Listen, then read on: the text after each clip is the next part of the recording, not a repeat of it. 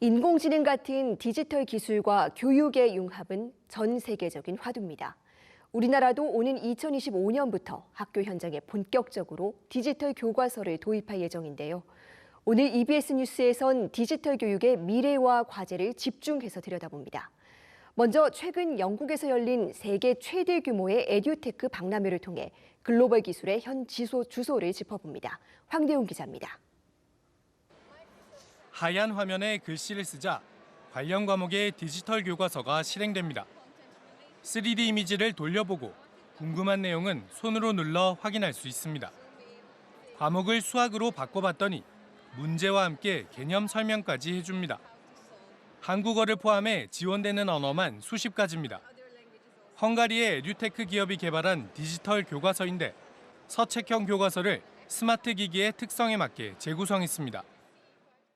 독서 수업에 쓰이는 디지털 교과서는 학생들의 읽기 실력에 따라 맞춤형 도서를 제공하고 진도까지 관리해줍니다. Students are also able to do comprehension, grammar and vocabulary quizzes, and teachers are also able to submit homework based on the story notes. 예체능도 예외는 아닙니다. 기술을 이용해 아이들이 몸을 움직이도록 유도하는가 하면 음악과 미술에도 디지털 기술을 적용합니다. The teacher is Mo the Monster, and he will guide a child to draw specific things to explore their creativity. He will then pull that into the game itself for a magical moment. 학생들의 정서를 관리하는 기술도 나왔습니다. 자살, 자해 같은 위험 단어를 자주 검색하면 자동으로 교사와 학부모에게 알리는 프로그램인데 개발사는 올해의 혁신 기업으로 뽑혔습니다. 미국 마이크로소프트도 학생들의 감정 상태를 이모티콘으로 표현해 교사들이 심리 상태에 맞는 지도를 가능하게 했습니다. A teacher said to me, it's like having 20 extra teachers in the classroom. 한국 시간으로 이번 달 종료한 국제 에듀테크 박람회 배쇼에 참가한 기업은 600곳이 넘고 참가자 규모도 150개국, 3만 명에 달했습니다. 디지털 교과서와 학습 관리부터 학생 심리 지도까지 교육의 첨단 기술이 개입하는 영역은 넓고 또 깊어지고 있습니다. EBS 뉴스 황대현입니다. 네, 현지 다녀온 취재 기자와 조금 더 자세한 이야기 나눠보겠습니다. 황대웅 기자, 이 교육부가 특별히 실사단까지 구성을 해서 파견을 했는데요. 이 배쇼 2023 어떤 의미가 있는 행사입니까? 네, 이게 에듀테크 분야를 다루는 박람회로 보시면 될 것 같습니다. 영국 교육훈련 및 기술 전시의 약자를 따서 배쇼라고 부르고요. IT 업계의 가장 큰 행사인 CES에 빗대서 에듀테크계의 CES로도 불립니다. 1985년부터 진행된 나름 전통 있는 행사인데요. 이번에 교육계에서 주목하게 된 것은 우리 교육부가 처음으로 방문단을 파견했기 때문입니다.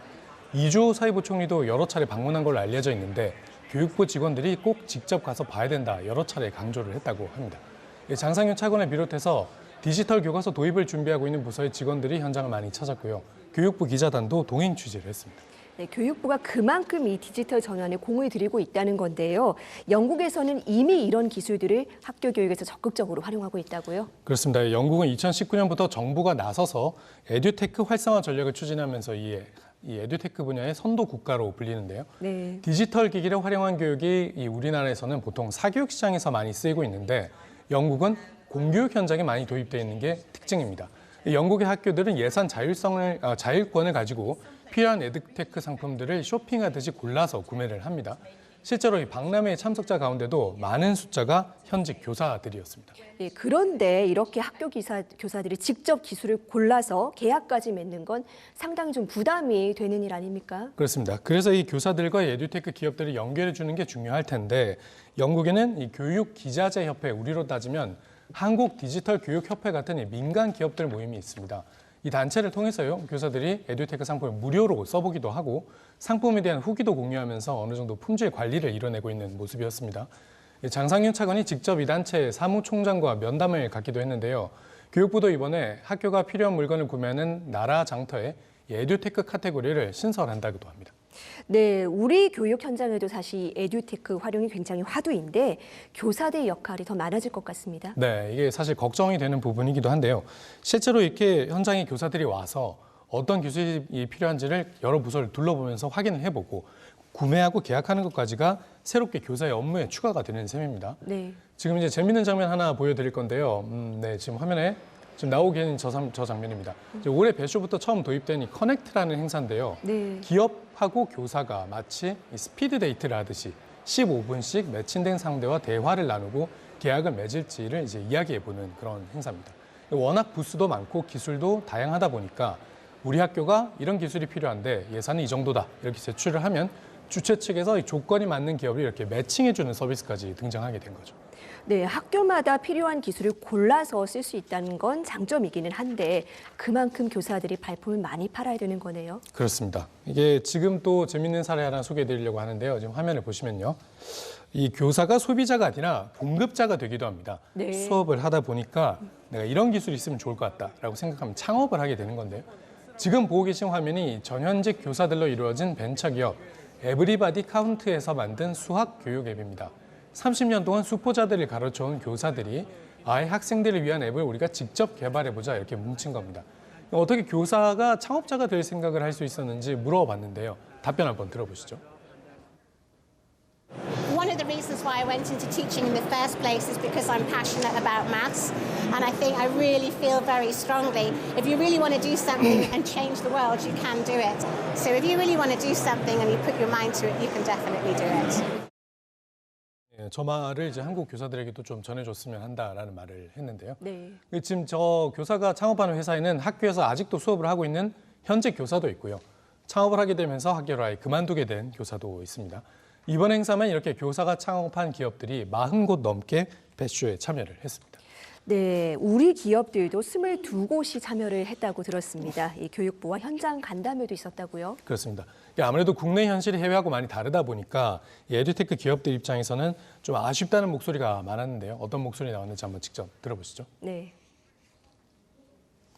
부러웠던 것들은 학교나 이런 교사분들이 되게 적극적이고 또 만들어진 것들을 가지고 사용하시면서 이제 필요한 것들을 계속해서 말씀해 주는 게 선순환이 되는 그런 구조가 되게 많습니다. 국내에서는 뭔가 중앙에서 모이다 보니까 시장이 많이 형성되지 않는 게 교육부 같은 큰 기관을 진입을 하려면 굉장히 저희한테는 장벽이 높다고 생각을 하고 아마도 대부분은 이제 큰 교육업체이거나 아니면 뭔가 좀 더 우리보다 더 오래된 그런 업체들이 있을 거라고 생각합니다. 좋은 기술을 갖고 있는 스타트업이라도 좀 이렇게 진입할 수 있는 기회를 주셨으면 좋지 않을까. 이렇게 보시다시피 학교가 좀 더 개방이 됐으면 좋겠다. 공교육 현장이 좀 더 에듀테크 기업들이 성장할 수 있게 더 시장화됐으면 좋겠다. 이런 의견들이 많았습니다. 네. 또 에듀테크 기업들은 평가원이 보유하고 있는 학생들의 학업 데이터를 개방해달라고 요구하기도 했는데요. 아시다시피 이 데이터 연구 목적으로도 잘 공개하지 않는 데이터들이죠. 이런 기업들의 요구에 대해서 장상윤 차관은 우리 교육계의 사교육과 공교육을 가르는 이분법적 벽이 있다면서 서열화에 대한 우려 때문에 기술이 공교육에 들어온 데 거부감을 갖는 사람들이 있지만 이제는 우리가 변화해야 할 상황이다. 교육 분야의 편견을 극복해 나가야 한다. 이렇게 발언을 했습니다. 네, 그렇다면 일단 정부 관계자가 이 에듀테크 기업들의 목소리에 좀 긍정적인 반응을 내놓았다. 이렇게 봐도 되겠습니까? 그렇습니다. 하지만 이 공교육 경력을 민간 기업들에 개방을 하고 교육 예산을 흘러가게 만든다면 당연히 예산이 풍족한 학교와 그렇지 못한 학교 사이에 격차가 생길 수밖에 없고요. 기술을 적극적으로 받아들이는 학교와 그렇지 못한 학교 사이에도 상당한 차이가 발생할 수밖에 없을 겁니다. 네. 다만 지금 고민해봐야 할 지점은 교육 현장에 기술이 진입하는 속도는 확실히 빨라지고 있다는 것이고요. 이 기술들의 언어 장벽이 갈수록 약해지고 있다는 겁니다. 이번 박람회에서도 한 나라에만 기술을 팔겠다는 기업은 찾아볼 수가 없었고요. 클릭 한 번에 수십 가지 언어로 금방 옷을 갈아입고 있는 이 기술 발전 속도 때문에 해외 에듀테크 기업들의 국내 진출도 앞으로 더 활발해질 것으로 보입니다. 예, 당장 우리도 디지털 교과서 도입이 2년밖에 남지 않았습니다. 이 교육의 공공성과 기술의 효용성 사이에서 어떤 정부가 내리는 결정 하나하나에 관심이 집중될 것 같네요. 그렇습니다. 예, 오늘 말씀 잘 들었습니다.